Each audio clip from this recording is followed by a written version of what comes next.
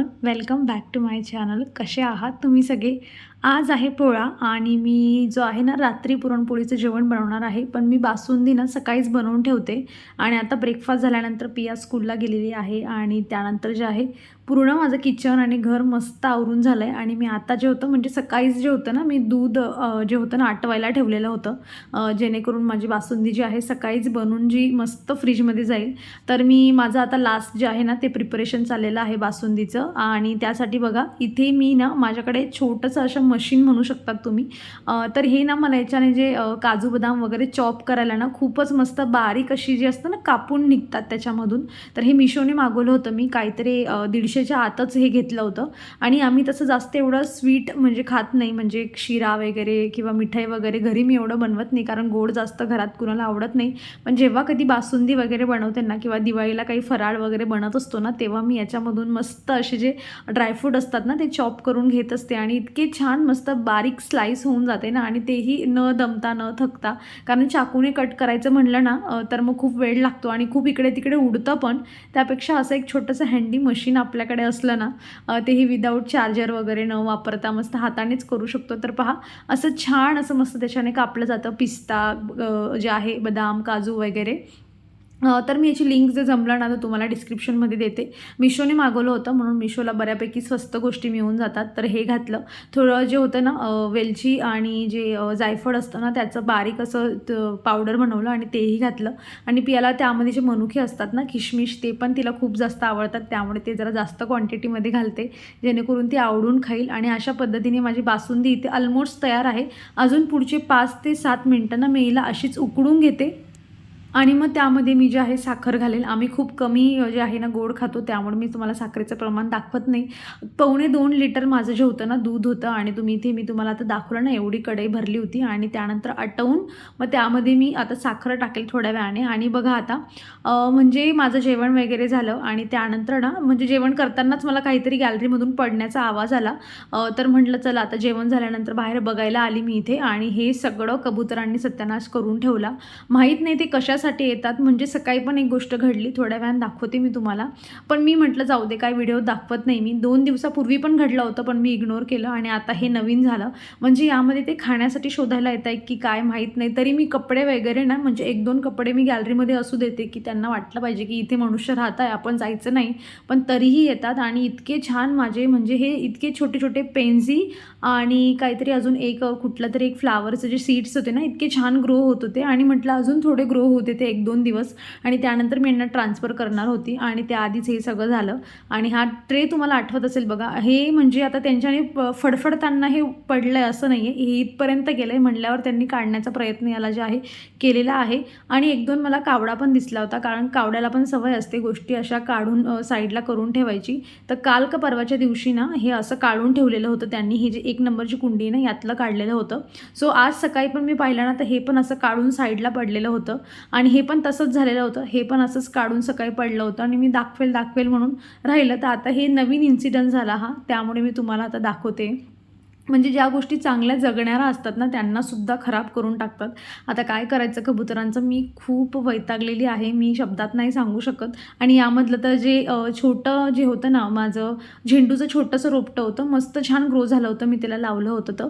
पण ते तर तिथून गायबच आहे, कदाचित खाली पाडलं असेल ते. आणि 1-2 जे आहे पत्त्यांमुळे कदाचित ते वाचलं आहे. आता ठेवायचं कुठे, बाहेर जे आहे ग्रिलवर ठेवलं तर तिथे पण सेफ नाही आहे. आणि मी मध्ये हंडीवर ठेवलं होतं तर तिथे पण सेफ नाही, आता समजतच नाही. आणि आता यांच्यासाठी सेपरेट एक जाडी लावून घेणं म्हणजे जरा अवघड वाटतं मला.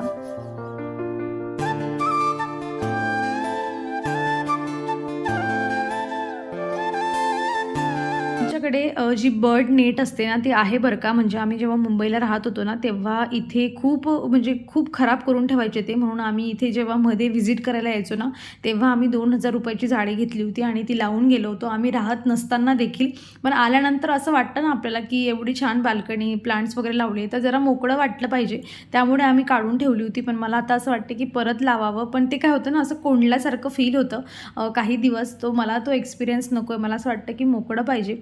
काही ना काही तर करावं लागेल कबुतरांचं, नाहीतर माझ्या झाडांचं खरंच काही खरं नाही मग. कारण माहीत नाही ते काय शोधायला येतात आणि काहीतरी शोधता शोधता त्यांना एखादा काहीतरी खायची गोष्ट सापडली मग तर काही माझं झाडांचं खरं नाही. आता बघा मी इथे अशा पद्धतीने जे आहे ज्या कुंड्यांमधून त्यांनी झाडं काढून टाकले होते ना, मी त्यांच्यामध्येच थोडं कोकोपीट जे आहे ॲड करून हे छोट्या छोट्या रोपट्यांना लावण्याचा प्रयत्न करते. आता फिंगर क्रॉस आहेत की हे जगलं पाहिजे.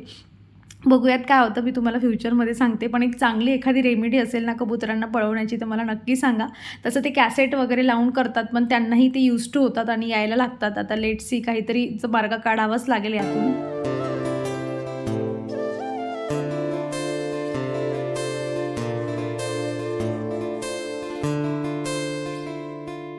मला माइंड थोडं डायव्हर्ट करायचं होतं. ॲक्च्युली काय झालं ना, म्हणजे आज माझं म्हणजे असं होतं की मला पुरणपोळीचं जेवण बनवायचं आहे आणि संध्याकाळी मला काहीही करून 7:30च्या आत जेवायला बसायचं आहे.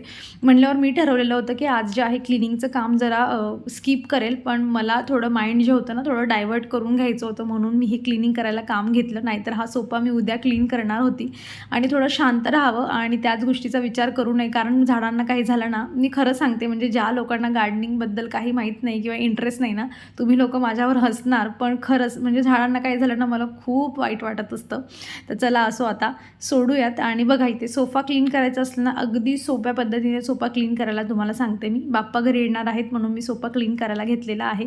तर एक कापड घ्यायचं नॉर्मल, तुम्ही टॉवेलही घेऊ शकतात आणि एका बाउलमध्ये किंवा मोठ्या असं तुम्ही बकेटमध्ये पण ना पाणी घ्यायचं आणि त्यामध्ये शॅम्पू थोडा टाकायचा आणि त्यामध्ये छान कापड स्क्वीज करायचं आणि जसं मी आता हातात घेऊन घेते ना, कापड छान कोरडा म्हणजे असं निपवून घ्यायचं त्यातून जेवढं पाणी काढता येईल तेवढं आणि मस्त खरडून पुसून काढायचा. कापड तुमचं सोफ्याचा कुठलाही असू द्या, याने काही फरक पडत नाही.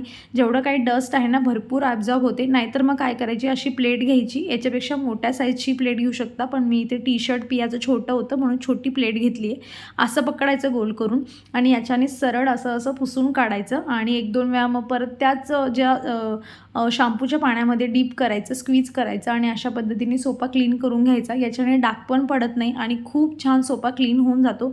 इथेही बघा थोडंच रफ केलं होतं आणि तेवढ्याच जागेवरून ही डस्ट तुम्हाला दिसते. म्हणजे कॅमेरामध्ये एवढी स्पष्ट जास्त दिसत नाही, पण प्रत्यक्ष डोळ्यांना भरपूर जी कापडावर आहे ना ती धूळ भरपूर दिसते. आणि त्याच्या आधी मी काय केलं होतं ना, जे माझ्याकडे जो ब्रश होता ना त्याने जेवढी मला धूळ काढून घेता आली ना मी तेवढी काढून घेतली. कारण ओला कापड आपण घेतो ना तर तो पुसल्यानंतर आपण बऱ्याच ठिकाणी त्यालाच फिरवत असतो, मग ती धूळ इकडून तिकडे शिफ्ट होत असते. त्यामुळे आधी मी झटकून काढलं आणि मग अशा पद्धतीने मस्त पुसून काढते. एवढं जास्त तामझाम करायची गरज नाही. सोफा क्लीनर घ्या, हे घ्या, ते घ्या, असं तुम्ही प्रत्येक महिन्यात 2 महिन्यातून जरी केलं ना तरी सोफा छान निघून जातो. एखाद ठिकाणी तुमचे तेलाचे वगैरे डाग असतील ना तिथे मस्त थोडं पाण्याने असं छान स्क्रब जरी केलं ना तरीही छान होऊन जातं. आणि त्याच्यानंतर जे आहे फॅन फुल करायचा मस्त आणि 1-1.5 तासामध्ये जे आहे वरवरची सगळी लेअर जी ओली झालेली असते ना ती सगळी छान मस्त सुकून जाते. आणि इथे माझं बघता बघता अगदी 20 मिनिटाच्या आतच पूर्ण सोफा क्लीन करून झाला.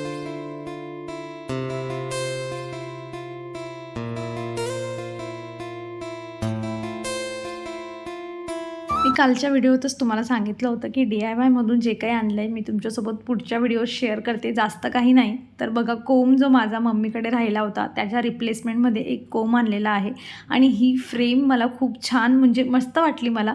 114 रुपयाची ही फ्रेम आहे आणि त्यामध्ये असं छान मस्त म्हणजे लहान मुलांच्या रूममध्ये ठेवण्यासाठी खूप छान आहे किंवा एखादा कॉर्नर तुम्हाला डेस्क वगैरे असेल त्यावरही ठेवायला खूप छान दिसेल. तर हळूहळू गोष्टी मी आता जमा करते होम डेकोरसाठी.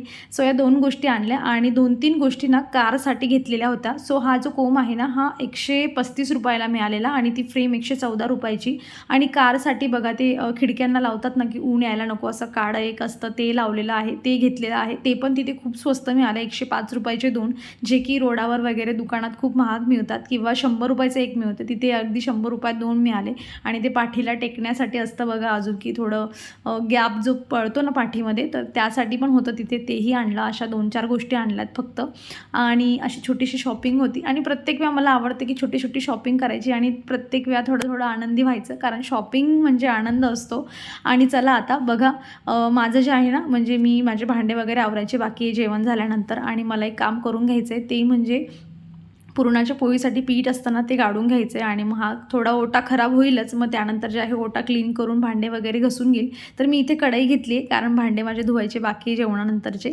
सो मी कढई घेतली म्हणून, नाही तर माझ्याकडे आहे एक भांडं ज्याला मी अशा पद्धतीने ओढणीने ना अशी गाठ बांधून घ्यायची असते आणि मग यावर जे आपलं नॉर्मल आपण चपातीचं पीठ असतं ना ते छान गाळून घ्यायचं. काय होतं की कापडावर जर आपण गाळून घेतलं ना तो खूप छान मस्त बारीक असताना ते गाळून निघतं. कारण कुठलीही चाळणी घ्या ती कापडा एवढी बारीक नसतेच, ती जाडसरच असते थोडी, त्यामुळे कापड घ्यायचा. सो तुम्ही ओढणी घेऊ शकतात किंवा मग नसेल तर मग साडी वगैरे जे आहे तुम्ही तिचा कोपरा घेऊन असं बांधून घेऊ शकतात आणि यावर गाळायचं आणि मग हे बारीक पीठ जे असतं ना याच्याने मस्त जी असते ना पुरणाची पोळी बनते. सो तुम्ही असं ट्राय केलं नसेल तर नक्की ट्राय करा.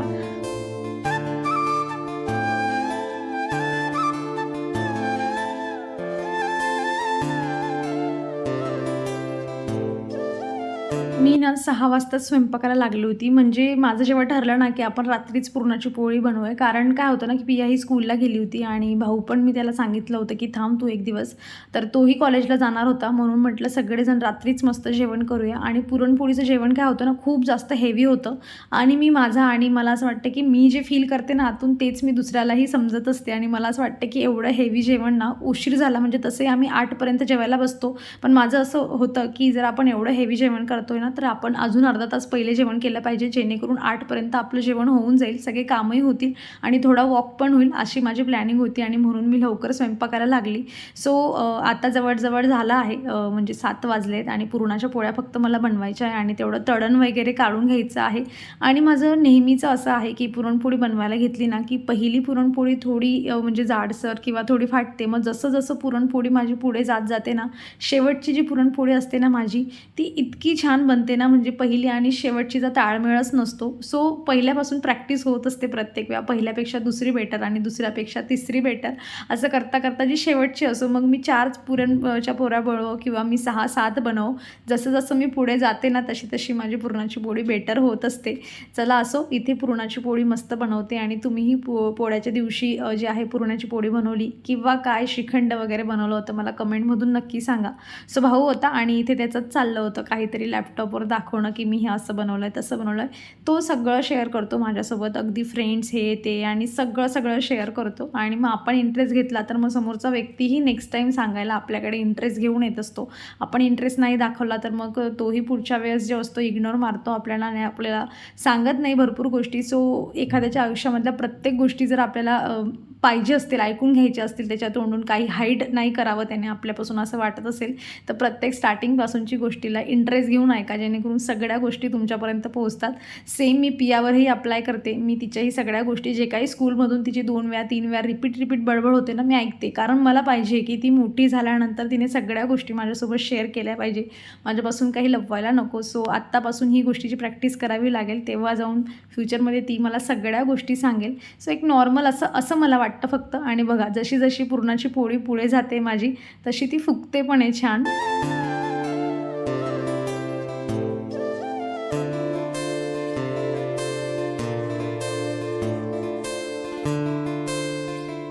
पुरणपोळीचं जेवण म्हटलं ना की जरा दमवणारच असतं, पण अशी छान पुरणाची पोळी फुगली ना मग ती शेवटच्या 1-2 का असे ना पण त्या मनाला जरा शांतता देऊन जातात आणि जे काही थकवा आणि शरीर दमलेलं असतं ना त्याचा जरा ते थकवा निघून जात असतो अशी छान फुगलेली पुरणपोळी बघून, मला तरी फील होत असतं. आणि आता बघा झालं होतं माझं जवळजवळ 7:30ला 5 मिनटं उरले होते आणि माझ्या टार्गेटच्या अगदी जवळ आहे. एवढे जे आहेत पापड 1-2 काढायचे आणि भजी मी अगदी कमी क्वांटिटीत काढते, कारण पुरणपोळी आणि त्याच्यावर जास्त फोकस द्यायचा आणि भजी जरा कमी काढायची. आणि म्हणून माझं अगदी 5 ते 7 मिनटात माझं जेवण बनून तयार होणार आहे. आणि यानंतर मस्त पुरणपोळीचं जेवण जे आहे ते करणार आहोत आम्ही. मम्मीने दिलेले काही पापड होते आणि ह्या चकल्या माझ्या सासूबाईंनी दिल्या होत्या मला, सो त्या पण मी तळून घेतल्या, कारण साईडला राहिल्या ना गोष्टी राहूनच जातात. आणि मी भजी करण्याच्या पहिले हे सगळं तळून घेतलं, नाहीतर मग भजी केल्यानंतर तेलही कमी होऊन जातं आणि त्यांचा भजीचा जो स्मेल असतो ना तो पण मग पापडामध्ये येत असतो. सो आधी म्हणून मी हे काढून घेतलं आणि यानंतर फक्त भजी बनवायची आणि जेवण माझं तयार होऊन जाणार आहे. आणि मग चला आता आजच्या मस्त अशा जेवणासोबत जे आहे मी माझा व्हिडिओ इथे संपवते. अपेक्षा करते की तुम्हाला व्हिडिओ आवडला असेल, कसा वाटला मला कमेंटमधून सांगा. आवडला असेल तर लाईक करा, चॅनलवर तुम्ही नवीन असाल तर प्लीज चॅनलला सबस्क्राईब करा. आपण भेटूया पुढच्या अशाच इंटरेस्टिंग व्हिडिओमध्ये. तोवर तुम्ही स्वतःची काळजी घ्या. So take care friends and bye.